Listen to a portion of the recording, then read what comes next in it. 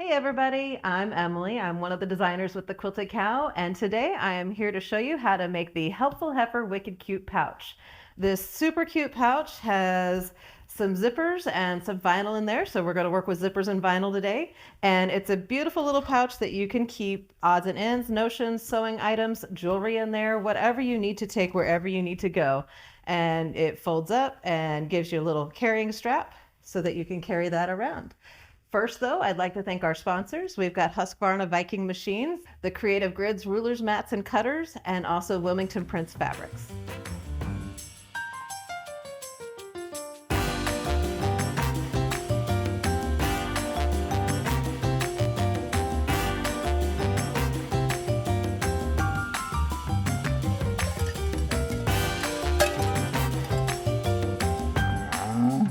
Okay, so let's get started. First, I want to direct you to our website where we have kits available for the Wicked Cute pouch. This pouch is wonderful. Like I said, you can carry notions in it, little projects. If you need to do a little sewing on the go, you can put your small pieces, little hand piecing that you need to do. The zipper pouches are great. It will also hang, like if you're going to use this for jewelry or items in your bathroom or anything like that, you can hang this from the hook in the bathroom. It is a wonderful little pouch and it is super cute and pretty easy to make.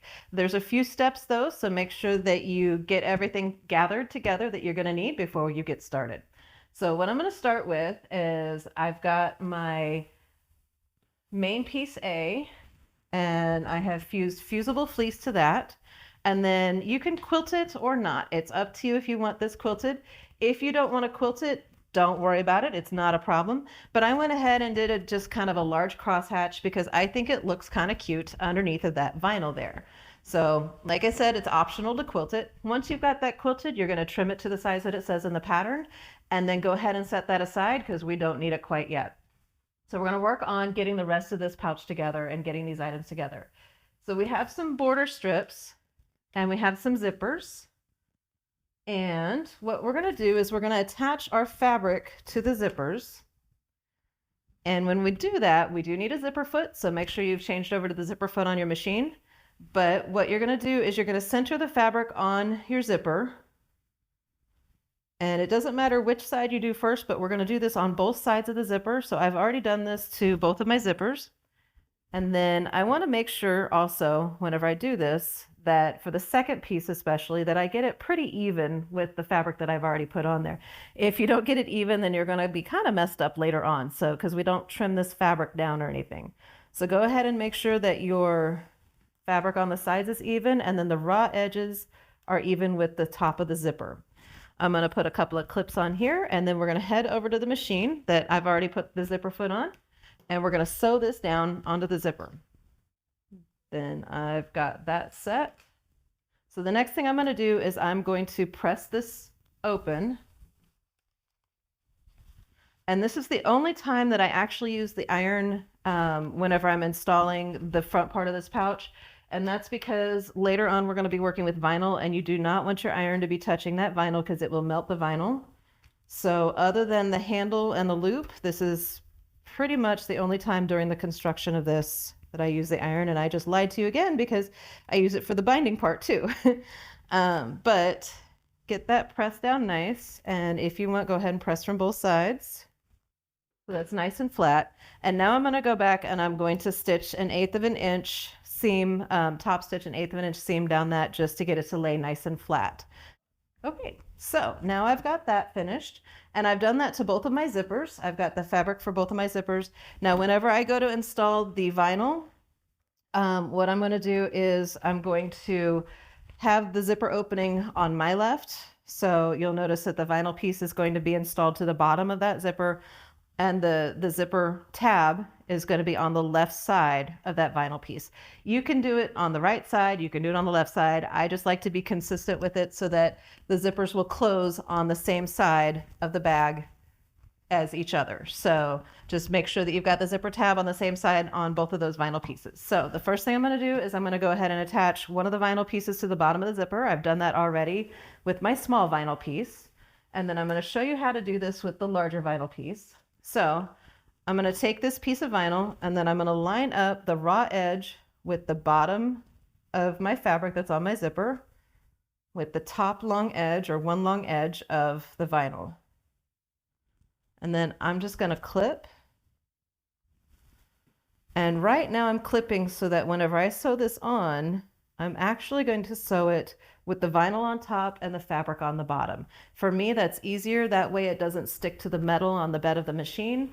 Also, I can kind of help lift it a little bit as it's going through, but my foot generally, if I'm using a Teflon foot, generally the vinyl doesn't stick to it.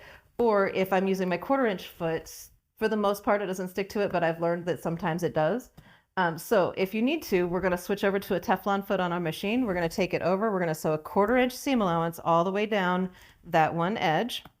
The next thing I'm going to do is I'm going to finger press the fabric back.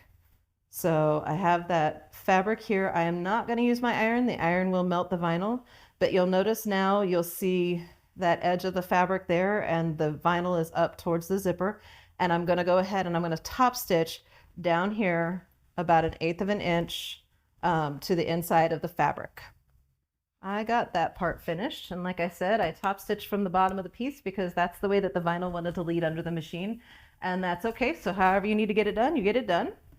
All right, so once I've got that finished, I now have both of my pieces of zippers with the vinyls, and I've got the large piece and the small piece, and now I'm going to add the small piece to the bottom of the large piece. So go ahead and line that up. Once again, we're going to go ahead, we're going to put the raw edge of the fabric along the edge of the vinyl.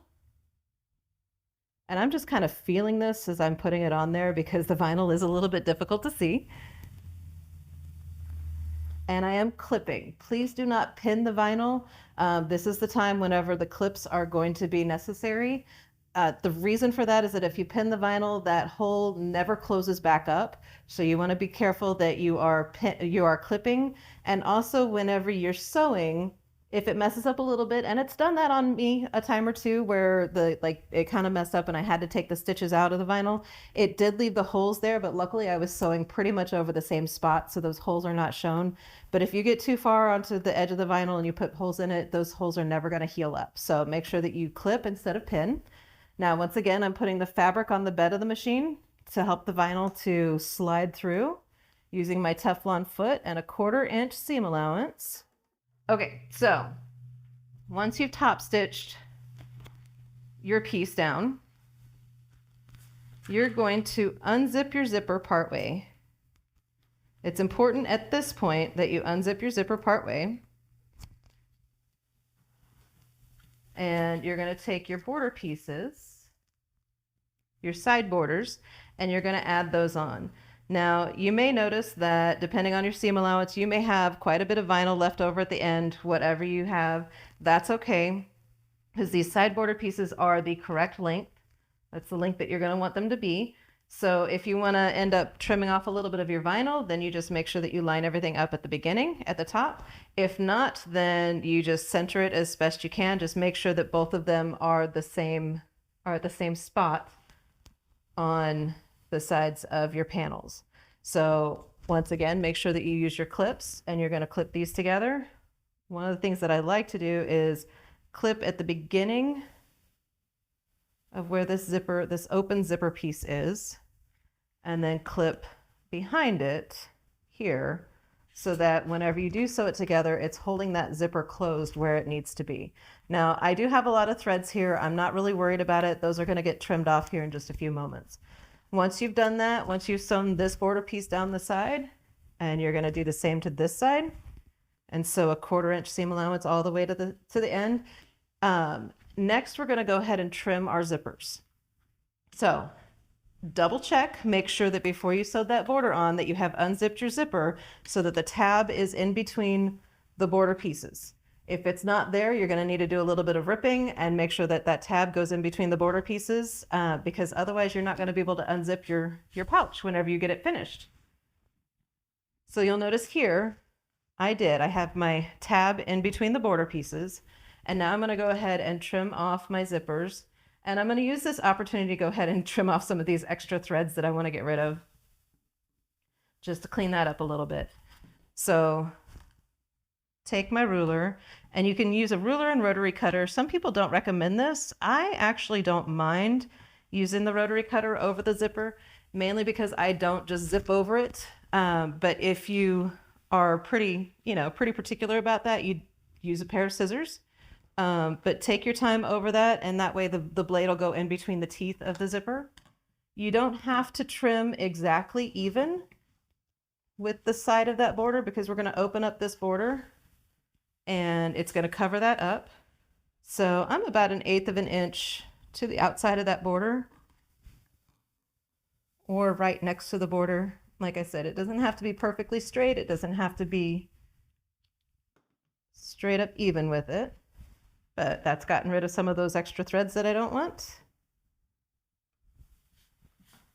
And get rid of that.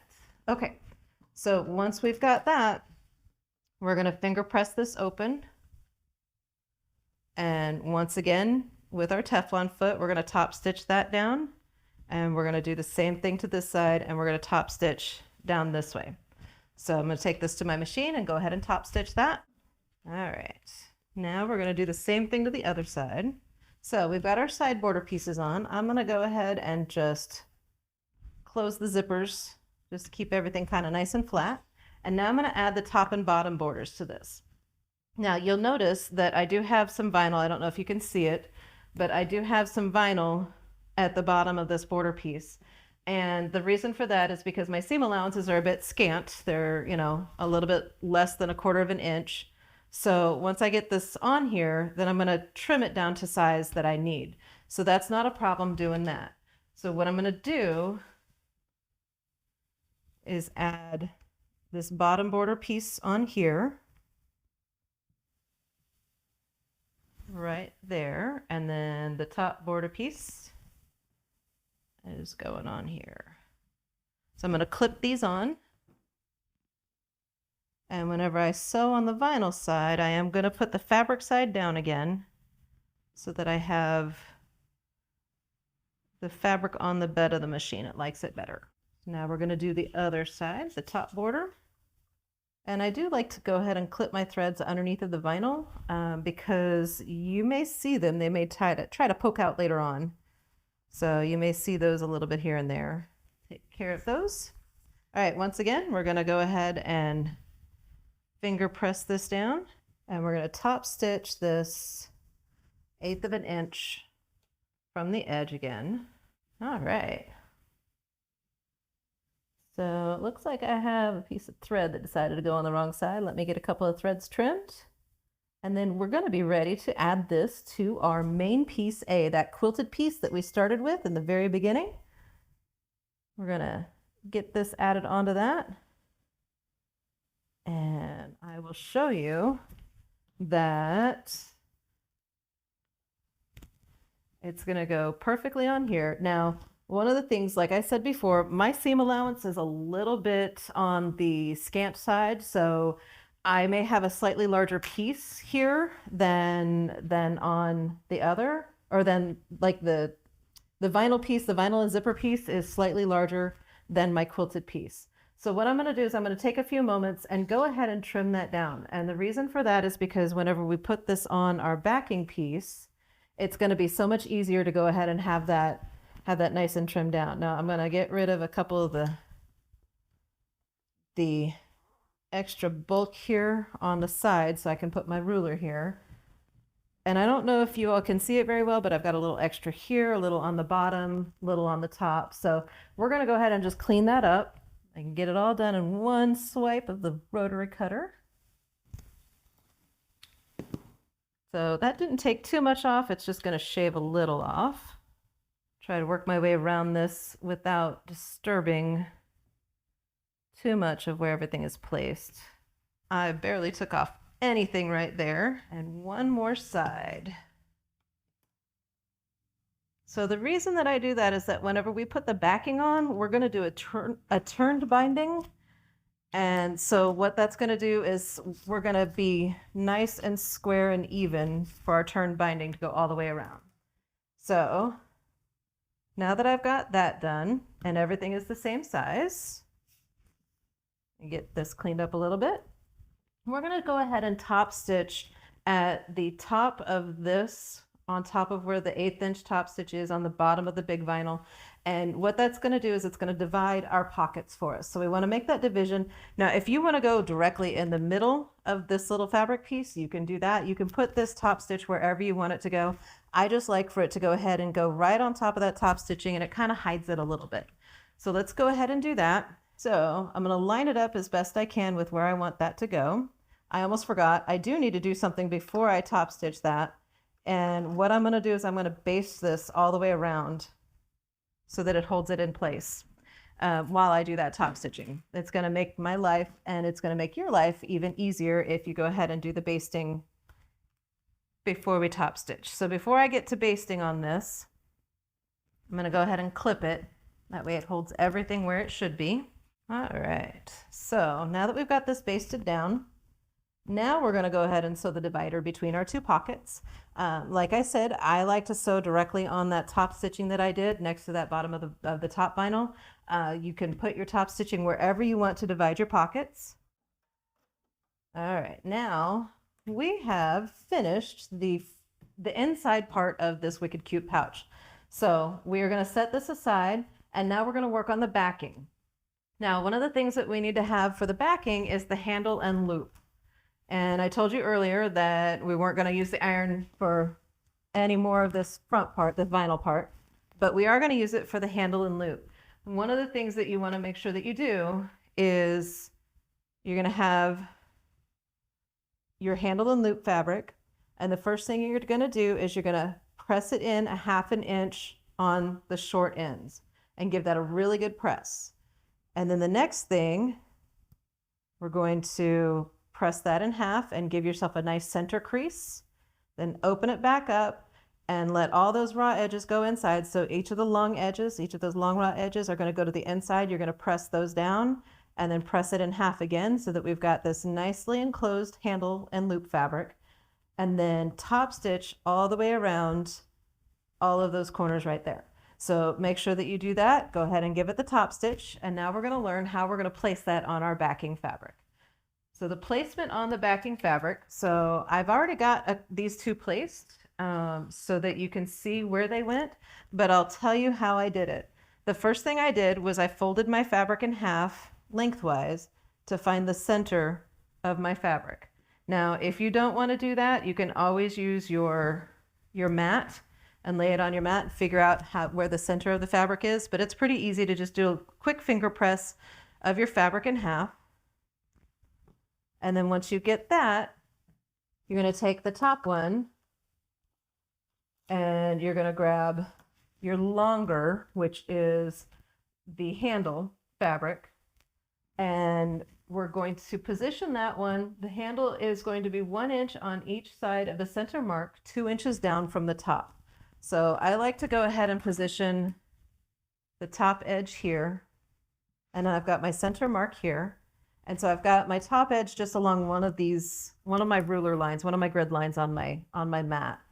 And then take my ruler 2 inches down from there, and then make sure that this line is on the center. And then I'm going to position my handle 1 inch on either side of that, and then sew around. And you can optionally, you can go ahead and sew a little X here if you want, or just sew the square 1 inch square on both ends of the handle. That's going to attach the handle to the backing there. And then when it's time for the loop, I'm going to bring my backing up again, and I've already found my center. So if you've finger pressed all the way down the center, you're going to position the loop, which is the shorter piece that I was just showing you. That one is going to be 1.5 inches from center and 5 inches up from the bottom. So I'm going to count 1, 2, 3, 4, 5 of my inches there on my mat. And I've got this positioned to where it's nice and straight along one of my grid lines. And then we want the handle, the inside of that stitch line, to be 1.5 inches in from the center. So there's my centers on that inch line. So 1.5 inches there is where the edge of my corner, or the edge of my square, is going to go. And then on this other side, 1.5 inches from there, from the center, is right here. So once again, you're going to have each side of the loop, the inside of the loop is going to be 1.5 inches from the center, and then you're going to stitch 1 inch square on both sides of this. I did an optional X. It just adds a little bit of extra reinforcement. It is completely up to you if that's what you want to do. So take your time, put those on. I pinned these on. Yes, I did use pins for this. And I made sure that I sewed all the way around. And I actually sewed a couple of times just to add a little extra reinforcement. Although this is usually generally so light that you don't need a whole lot of extra reinforcement to it. But I do like to add that little X just to add a little decoration to it as well. So once you've got that on, then the last thing that we're going to do is we are going to do a turned binding. Now, for anybody that doesn't know what a turned binding is, basically what it is you're going to take the backing fabric and you're going to wrap it around to the front of your project and turn it over the front and then stitch it down for your binding. Now, this is kind of fun because it's a little fluffy, so you do have to kind of manage that a little bit. But I'm going to take it to my ironing surface and I'm going to put this right in the center of the surface. Once I get that, and if it's not completely perfect, that's okay. You do want it to just be centered and as straight to the loops, to the loop as possible, to the handle as possible. What you're going to do is you're going to take your fabric and you're going to fold it in 1/4 inch or halfway to the inside. And then grab your iron. Do not put the iron on the vinyl. I cannot stress that enough. At this point, you do not want your vinyl melting because you're going to be starting all over if you melt your vinyl. So I'm just folding that in to the very edge. Now, the reason why I don't take the inside of this pouch off of here while I'm doing this is because I need to know where I need to fold this to. So once you get all 4 of your sides done, let me show you how I do my corners. Everybody does their corners a little bit differently. So whenever you go to do this, I don't want to get too close to the vinyl, so I'm not going to press any further up. But what I am going to do is I'm going to go ahead and put a clip here in the middle. I'm not sure if you guys can see that okay. Maybe this will make it easier. So I put a clip here in the middle, and then I'm going to fold this over. And as I fold it over to the end, I don't want all this extra bulk in here. So you can either trim it away from here, or I actually like to go just a little bit to the inside of that first fold and get rid of some of this extra bulky fabric in here. And you're not going to see this part. So I went ahead and I clipped it here at a bit of an angle. And then from here, I'm going to fold this over at a 45-degree angle. And then I'm going to fold this over at a 45-degree angle. And I don't know if you can see what that looks like, but there's a little 45-degree angle there. And then whenever I fold all of it over to the front, this nice mitered corner is going to appear. I can get my extra threads out of the way. This nice mitered corner is going to appear right here in the corner of the fabric. I don't know if you can see that very well, but there's a nice mitered angle there. Now you can come in with your iron and go ahead and give that a quick press to keep it flat. Or if you want to, you can just use your Wonder Clip and go ahead and hold that down. And then you're going to work your way all the way around the project, clipping as you go. And on the sides, you're far enough away from the vinyl that it's not going to be too big of a deal doing that. So what you're going to do is you're going to go all the way around, folding and doing your mitered corner, working all the way around as you go. And then whenever it comes time to sew this together, once you have this piece folded over, it is important to make sure that your handles are not going to get sewn on to the top there, because those need to be kind of free. So what I did was I just pinned them back here, put a little pin in here, just make sure it wasn't going to get sewn on, keep them out of the way. And then you're going to go in, and I just went really close to the inside edge of my binding, and I top stitched all the way down and all the way around, making sure that I catch those mitered corners there where I need them, and all the way around the project. So then that is a turned binding, and you're ready to start using your Wicked Cute pouch. So this awesome little pouch is great, like I said, for carrying jewelry, for carrying quilting supplies, whatever you need to do. You can carry it like this, and it is zippered, so it's going to keep everything where it needs to go. But it can also hang up if you have a little hook, if you need to hang it from. But it'll hang up for you and store things conveniently for you. So go ahead and go to our website, grab yourself a kit. The kit does include everything that you need to make one of these pouches. So it's going to have your zippers, your vinyl, your fusible fleece, and also your lightweight fusible in it, plus the fabric and the pattern. So check out our website, find the options of the different kits that you can get. Don't forget to like this video and subscribe to our channel, and thanks you so much for watching. Okay, you wicked cool quilters, good job. You made it to the end. We would like to thank our sponsors, Husqvarna Viking Sewing Machines, Creative Grids, rulers, rotary cutters, and mats, and Wilmington Prints for the beautiful fabrics. Thanks for watching.